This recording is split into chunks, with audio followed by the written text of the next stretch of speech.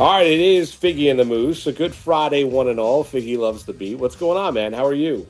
I'm doing well, doing well. We had a fantastic day yesterday. That was a lot of fun for sure.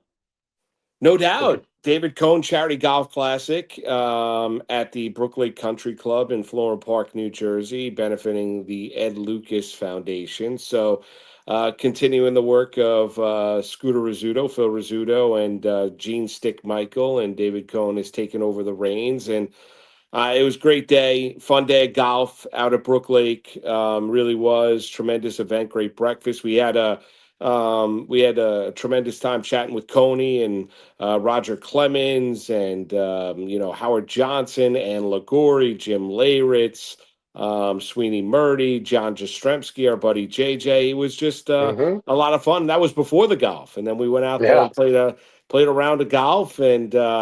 It was fun being a couple of the celebrities being going out there and knocking the ball around. And I'm not particularly good. Figgie's a significantly better golfer than I am, and he did a wonderful job. So it was fun. It's all a good day. It's all a matter of having fun, having a good time. Who has it better than us? We get to talk to some of the Oh, guys, that were our idols. We watched growing up in the New York area, played for some championship caliber teams. And for to be able to not only do our job interviewing and asking the questions that people want to hear the answers to, but we also get a chance to be side by side with them and play some golf, all to raise money and help with a terrific foundation like the Ed Lucas Foundation. A lot of fun and events like that are really they're very special to me because one of the things I always say is yes, I got to play professional baseball, and everybody always assumes because you played professionally for 19 years, you've made a lot of money and you have all this money. It's not about the money. It's not about writing checks.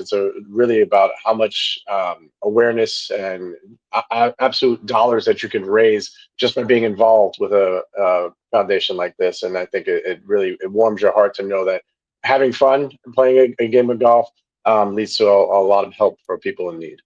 yeah, tremendous corporate sponsorship, no doubt, is being able to use and listen, I mean, Clemens and Cone and some of the to be able to use, what you've achieved athletically to bring about changes in the lives of the less fortunate and those that are in need of help and Hmm. financial support. So I mean, it's all great. It is. And we get to go out there and embarrass ourselves for I mean, the round of golf is like we teed off about 10:30, 10:35. We missed the tee off because we were talking to Clemens, but we teed off and then we were out there. I think it wrapped up. It was a nice 6 hour round of Just golf. a nice calm 6 hour. Hey, listen, we Six really lucked out. hours. We lucked out with the weather. It didn't seem like even a touch over 5.5. Honestly, no. But it was a beautiful day. Wasn't too hot. We had a nice breeze. No, it was great. Yeah, I the, just the think course those was the course events was fantastic. yeah, but that's where I'm one of those guys if I can't find my ball, I'm just dropping one. But there are people that go out there search like it's the Masters or it's like the Yes, US yes. Open or the Open They're going to get Championship. They disqualified. got They they got might to get find their disqualified. They can't ball, find right? it. They got to Yeah, yeah. find their ball, right? And then you have people that are cheating. They're playing 18 holes and their team's finishing like 17 under par, which is complete and utter nonsense. I mean, honestly, it's just not happening. Right. It doesn't matter if it's a scramble. Does not Right, matter. exactly. But they have to win, right? I mean, it Yeah, doesn't matter. They've got to go out there and win. So, the day that's fun. it's fun, and you have a lot of laughs. You joke around. I don't take myself too seriously when I'm on the golf course and whatever. And so I kind of downplay expectations. I stink. It is what it is. If I hit a couple good shots, so be it. That's But it golf. That's golf, right? That's golf, right? It is, and it was fun. But you mentioned it being able to go to those things and chat and have conversations and joke around and laugh. I mean, that's really what kind of life's all about, too. So what's really cool though, as well as I do, right? What we get in front of the camera is not nearly as much as we get when the cameras are off, Oh right? So no, we get some insight to things and moments in history that we see from a different perspective after sharing some time with gentlemen. A couple of cocktails, and the next thing you know, you're starting to hear, some truths come out, and it's a lot of fun always to be on the inside of to be in the room where it happened. oh no doubt. Yeah, it's fun. It's great, and it takes your mind off the two baseball teams who had off days on Oh, Thursday, and Yankees are coming back home, old timers weekend this weekend. They're taking on their dreaded rival, the Houston Astros, and they stink right now. And that was kind of a talking point on Thursday.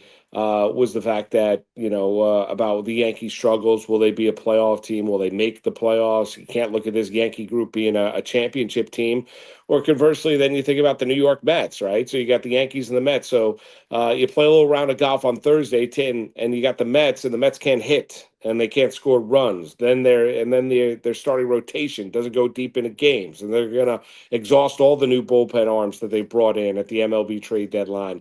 And all of a sudden now you acquire a center fielder like Cedric Mullins, and now he's a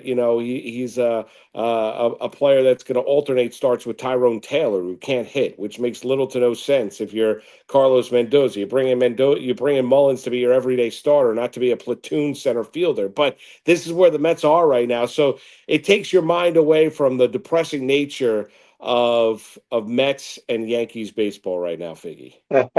Yeah, it has you clamoring for yesteryear. We talked a lot about, the lack of starters' ability to go deep into games. They just aren't trained that way. They're very shocked when they go over 100 pitches and really don't know how to react to it. Big moments in big games. We're talking to two of the best, and Roger Clemens and David Cohn.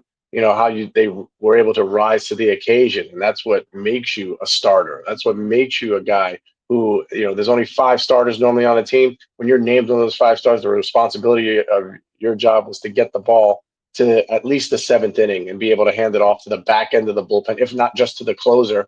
And, there was a time where guys like, Roy Halladay was one of the last, who I'm throwing all nine. Unless something crazy happens, it's my day and only my day. And he'd go out there and everybody knew it. He just had that look in his eye. He had that way about him all day long. You knew it was Roy Halladay's turn to pitch, and you just watch back and marvel. Today's athlete, we keep hearing about bigger, faster, stronger. You're gonna tell me there were athletes bigger, faster, and stronger than Roger Clemens? I mean, he threw as hard as anybody. He was a power pitcher, but he was a pitcher first, and he talked about that as well. How he even though it was velo for him, it could be 94, it could be 98. What it was a guy who went out there to get outs and try to get outs as quickly as he could to get through 27 outs, not Yeah. just getting through the first 15. Well, how about Cone telling the story through 166 pitches when he was a member of the Mets? I mean, that's insane. Ah, it's beautiful. It's a beautiful thing because sometimes you have to do extraordinary things. And that's one of those moments that you'll never forget. When we asked him about his favorite games, it wasn't the no hitter. That wasn't the first thing that came out of his mouth. He didn't even mention that. Like, he gave us three games that he remembered vividly. There was the loss in Atlanta, right? He talked about Yeah. that one. He also talked about going 166 pitches when his team needed him the most because the closer John Franco had went on the disabled list for the time being, and they needed him to go longer than he'd ever gone before. It's moments like that that kind of define who you are as to your teammates. You know what I mean? Like, it doesn't matter about how many strikeouts he had that game. It didn't matter how many hits or runs he gave up. You know what he did? He saved the bullpen because the bullpen was going to be needed the next game and the Yeah. next game after that. Yeah, well, listen, and you know Coney really well. I've known him not as nearly as long as you have, but it's great talking baseball with him, talking pitching with him, and then you're there with, like, royalty when you're thinking about Roger Clemens. And I know there's the PDUs, but I mean 354 career wins, No doubt. 24 years of Major League Baseball. The fact that it wasn't max effort, every single pitch. He could go out there and be dominant 94. He could be dominant 98. It doesn't matter. He's a power pitcher, learning from the likes of Tom Seaver and just being around Roger. I mean, the drive, the work ethic. I told you the story that, he told me on the air. I don't know if it was I don't think it was in the interview that we aired on Sports Nation Nightly last night, to where I asked you about his drive and his hunger. And he said, well, Mm. basically, my dad died when I was young. I was raised by my grandmother and my mom. My mom worked three jobs in order to support and make sure her son had the newest cleats and the newest shiny glove. And he goes, that's where my drive began, Mm. and life experience. I mean, and if Yeah. that doesn't give you drive, I don't know what will. And he's not wrong. I mean, it's just, but you think like where he's now and what he has accomplished, where it began, and you like kind of those origin stories that you see. and everyone has them. Some are a little bit more daunting than others. And being able to overcome stuff in order to be considered one of the best that's ever done it. Yeah, I think what it does is it just gives you perspective on things and how he was a player who didn't take things for granted. He kept working all the way until his 40s. Did he have to? No. Did he make enough money? Of course he did. But that wasn't what the drive was about. The drive was about chasing a championship, competing at the highest of levels, and proving you could still do it and you still had something left in the tank. Listen, Father Time comes for every single athlete, and we always think we might be able to squeeze out a little bit more juice, just a little bit more. And that's partially to ego, but it's also to not knowing any other way, right? If you tell me I can't, I'm gonna. That's the bottom line. And so Roger Clemens exemplified that. David Cohn exemplified that. I marvel at guys like David Cohn and Howard Johnson. I stand next to them, and I was considered a small Major League Baseball player, and I stand next to these guys, and I'm taller than them and bigger than them. And I think, oh my gosh, like they're from an era where you know what spoke loudly? It was speak softly, carry a big stick for Hojo. Man did 33 times in his career. And then it came to David Cohn was I'm going to compete tooth and nail to prove I'm better than you. And he had the plus fastball at times. And he also had the nasty breaking stuff to go along with it. But what he had more than anything, he had that moxie to go out there on the mound and just prove everyone wrong every time they doubted. Yeah, I think Hojo has shrunken a little bit. There's no way that's his normal size. I'm telling. I've known Hojo for God. It's That got to be can't. 20. That, It's got to be that real 25 years. because I've it known Hojo and happens. Mookie. Oh no, it does. My It does. But my my dad you my don't dad shrink. was He wasn't 6'5" ever. I'm not saying he was 6'5", but like you look at Howard Johnson, like my God, like that guy didn't he go 40-40 one year or whatever, 30-30, No, whatever. no, no, no. 33 years. He did Yeah, it three 3 years. different times. Yeah, 30 Um, 30. so he's done 33 different times. And when you stand next to him, we had guys in fantasy camp. So we had this guy. He's a former Marine, and I'm not he's trying to six foot offend four. Howard Johnson. I'm just No, no, saying it no. happens This is with this is age. this is a this is the funniest thing ever. The guy is a former Marine. He plays in fantasy camp. He's in his he's just touching 40 right now. And he's 6'4", 230 pounds, chiseled Brock. And so he wins the Howard Johnson Award, which is the most RBIs in camp. And he walks up to Howard Johnson, and Howard Johnson's looking up at him, and he's just looking down at Hojo. And Hojo goes, "Could you imagine if I had his size? Like what I could have done?" He's like Yeah. 50-50 would have been nothing. Yeah. So it's crazy to think like it's just he was one of those guys that I rooted for, and everybody that knows me knows the story. When I first signed with the New York Mets, I went down to Port St. Lucie. My very first day, I get my uniform in my locker, and etched inside every pair of pants and every jersey was the guy who first wore it. And so I had Howard Johnson's jersey and Dwight Gooden's pants. I Oh, mean, as a kid growing up in Brooklyn, that was it. I was a that Met was fan, and I it. was like, I'm wearing their actual like clothes that they first wore is because they use the same ones for practice and for spring training and things of that nature. So it was a very cool thing to do. And nowadays everything's brand new and everybody wants brand new. Man, just to know that I put my pants on one leg at a time, just like What? Dwight Gooden. Just like Dwight Gooden. Well, with that being said, we'll get into a little football. We'll do that next. It was a great day Thursday. We want to thank everyone No doubt. with the David Cohn Charity Golf Classic out in Brook Lake and supporting a great cause, the Ed Lucas Foundation. We'll come back. We'll mix a little football into the conversation. It's Figgie and the Moose on this Friday right here on Pix 11 Plus.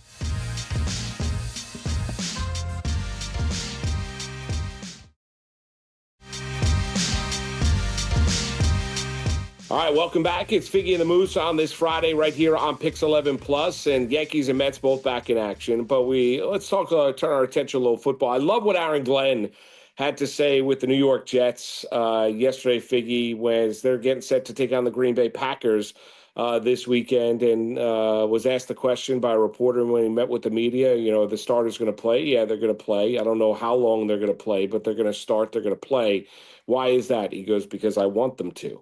I think that really sets a tone and a culture of what this stewardship is down in Florham Park and how it's completely different. You don't have to rationalize it. You don't have to explain it. You don't have to make something up. You don't have to go out there and tell the media something that's just not true, or you don't have to tell the media or explain to us here in the media why a decision was made. Right? All you have to do is say what's happening. Well, the reason is because I want it to happen, because I'm the coach of the team, and we're going to go out there and we're going to play. I love it. I mean, I do. I don't know if Aaron Glenn can coach. I don't know what the Jets are going to look like in 2025. I got to be honest with you. I like the moxie. I like the confidence. I like kind of the old school nature of Aaron Glenn as the Jets head coach. Yeah, and I tell you what, to a man, guys on the team appreciate that as well. No beating around the bush, no preferential treatment, no. I remember what we just came from. Robert Saleh would go around and ask guys if they were okay with playing, and especially when it came to Aaron Rodgers. Are Yeah, you okay with not playing? Like, just we a don't 90 really day want you to difference. play, right? So he's not asking anybody anything. He's the head coach. He's telling his players, "You're going to suit up and you're going to play. How much are you going to play? Don't know that yet. It depends." He said, "Depends how the game is going." Yeah. As if he's playing to win preseason games, and that's a tone, right? That's a tone. He's hey, we're putting on pads, and there's a team with a different uniform on across from us. Then we're competing. I love it. I love the tone. I love the difference in it, and I think the players themselves. Everybody's always worried about injuries. You can't prevent injuries. You just can't. You're playing the game scared that someone's going to get hurt, or the preventative measures to be taken. Yes, absolutely. But at the same time, at some point, they're going to get hit, and you just hope they get back up. There's nothing you can do Yeah, about it. well, So, right. You can't run from it. No doubt about it. And you can't and be fearful of it. And I think if you're Glenn, you have to be okay with your decision. I think he's trying to look at the big picture. It's like going from someone that's very player friendly to now someone that's, a strict disciplinarian, right? It's like the a good cop, bad cop, right? The one parent that lets a lot of things go, and then the one parent that doesn't, right? And you got to set a tone of a temperament, expectations. What is this going to be all about? I think Glenn is going out there and doing that. And listen, if somebody seriously gets hurt in the game, well, I mean, that's football. Is he going to bemoan the fact, or Jet fans going to kill him? I don't know if they necessarily will. I really don't. I think this is going to be the culture of gangrene moving forward.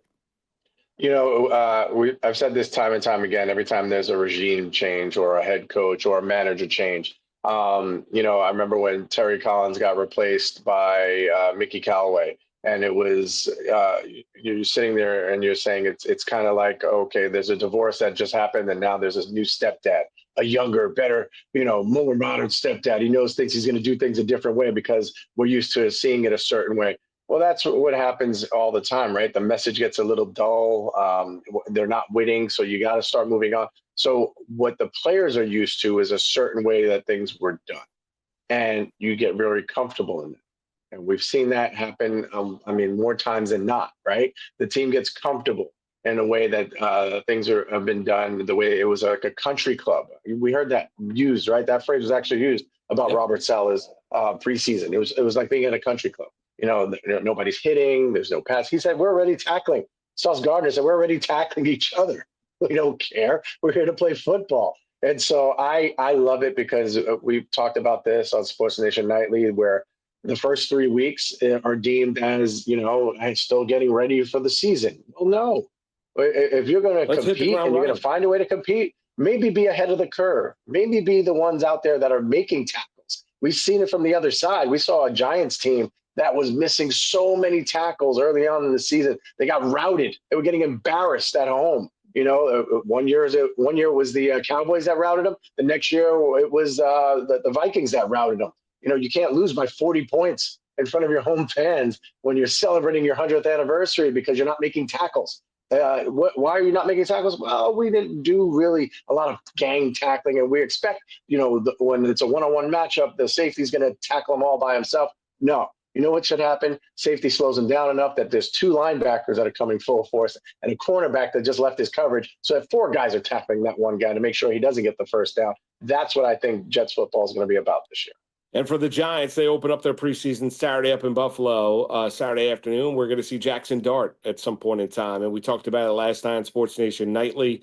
And Dart's fully in the corner of Brian Daboll, hopping on a podcast saying he's basically like the grand poobah of quarterback coaches and doesn't want to be coached by anybody else. I mean, okay, I get it. He's barely been in the National Football League. And listen, I get Dart throwing his support behind Daboll because Daboll obviously is the driving force about why he is a New York Giant. So you're going to be grateful and you're going to be thankful for that. So that bond continues to get stronger here moving forward. But you're going to see Dart on Saturday for the New York Giants. What do you want to see from Jackson Dart? Like we talked about last night on Sports Nation Nightly, I think it's more of a case of I just want to see that he belongs. Yeah, no, that you hit the nail on the head when it comes to that. And I think one of the biggest things is we understand he's a very good student of the game, has a high football IQ. He has absorbed the playbook and been able to spit it back out, from memory, and has wowed the front office and Brian Daboll whenever they, draw up plays and who's in this position. What if we move him over here? What's the play to do? What's an audible off of that? And Jackson Dart can spit it out very quickly. It doesn't take him much time, which is what he's going to need when real action happens, right? Because things are going to speed up astronomically for a player who is going from famously his snap count being him clapping his hands either once, twice, or three times, and that's been the maximum that he's ever used, to now having to call out signals, change signals at the line, be able to audible out of coverages, read decoyed coverages, and be able to deliver the ball on time. It's going to be fun to watch. It's going to be fun to see him go out there and try to execute and be on time. As I said, what you're hoping for is not a lot of false starts, not a lot of fumbled snaps where they're not on the same page. If it just looks clean and it feels clean and he's getting rid of the ball and he hits a couple of passes on time, get him out of there. Job well done. There you have it. I'll tell you, you get back to the golf quickly here. You do get a sense. There's a difference between a professional athlete and just normal golfers. The way that they hit the ball, it's just amazing. Just is. It's crazy. The sound.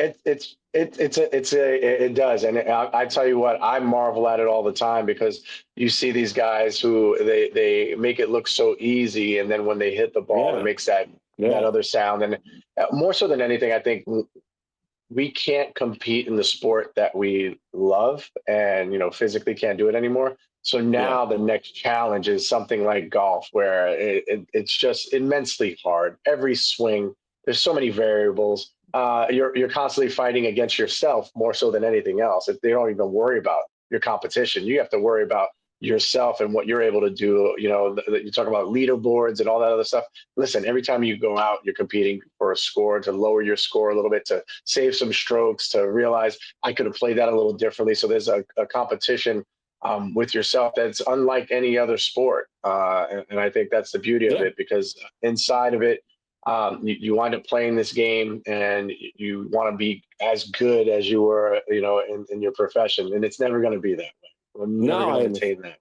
But at the same time, the competition against anybody. Yeah, I do know this. You're going to give it your A effort, Figgie.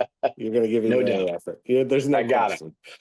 Me, probably not. I got to be honest with you. I'm just not that committed. Anyway, everyone out there, enjoy the football this weekend. Hopefully the Mets and the Yankees don't depress us. Make sure to check us out later on tonight. Sports Nation Nightly, 7 p.m.